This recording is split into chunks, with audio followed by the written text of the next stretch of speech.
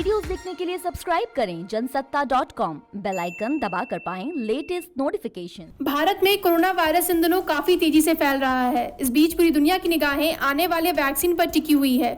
लोगों का मानना है कि वैक्सीन आने के बाद एक बार फिर जिंदगी नॉर्मल हो जाएगी, लेकिन एक नई स्टडी में विशेषज्ञों ने इस वायरस के बदलते स्वरूप को पाया है। ये बहुत ही चिंता का विषय है।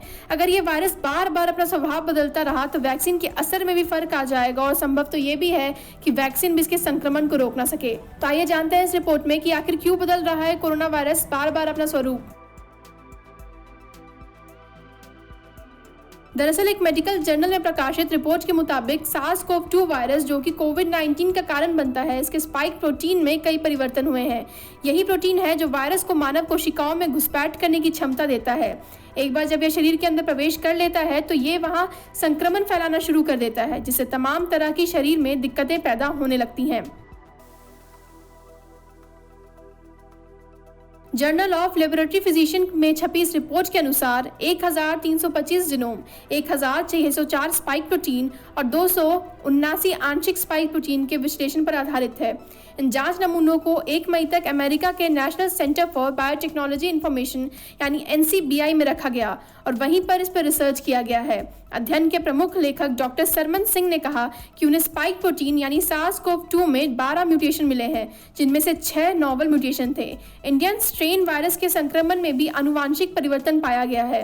उन्होंने कहा, हमें इसकी जानकारी नहीं कि यह रोग विषाणु को प्रभावित कैसे करता है।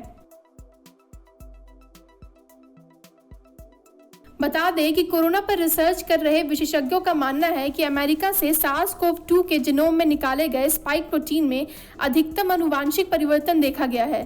सिंह ने कहा कि वायरस अलग अलग वातावरण के संपर्क में आने पर अपनी आनुवांशिक संरचना को बदलने के लिए जाना जाता है, लेकिन इस मामले में परिवर्तन काफी तेजी से हो रहा है।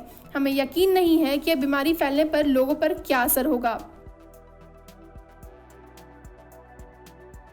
गौरतलब है कि इस अध्ययन में कई रिसर्च इंस्टीट्यूट ने भाग लिया था, जिसमें संक्रामक रोगों और वैश्विक स्वास्थ्य कार्यक्रम में प्रतिरक्षा, मैकगिल विश्वविद्यालय स्वास्थ्य केंद्र के अनुसंधान संस्थान और मैकगिल इंटरनेशनल टीबी सेंटर, साथ ही कनाडा के विशेषज्ञ भी शामिल थे। अध्ययन में कहा गया कि स्पाइक प्रोटीन वैक्सीन के विकास का प्रमुख लक्ष्य था, लेकिन वैश्विक स्तर पर उपलब्ध सभी जीनोमों में एंटीजेनिक एपिटोप में कई परिवर्तन पाए गए हैं। इस अध्ययन में बताया गया है कि कोविड-19 वायरस एक छोटे से समय अंतराल में अपना स्वभाव बदल सकता है, जो कि ये बताता है कि इसके लिए टीका विकसित करना एक चुनौतीपूर्ण कार्य हो सकता है। तो ये थी कोरोना वायरस के वैक्सीन और इसके बदलते स्वभाव पर हमारी रिपोर्ट। आपको कैसी लगी यह रिपोर्ट कमेंट बॉक्स में ज़रूर बताएं। साथ ही इस पूरे मामले पर आप क्या कहना चाहते हैं कमेंट बॉक्स में ज़रूर लिखें। बाकी देश दुनिया की खबरों के लिए बने रहिए जनसत्ता के साथ। धन्यवाद।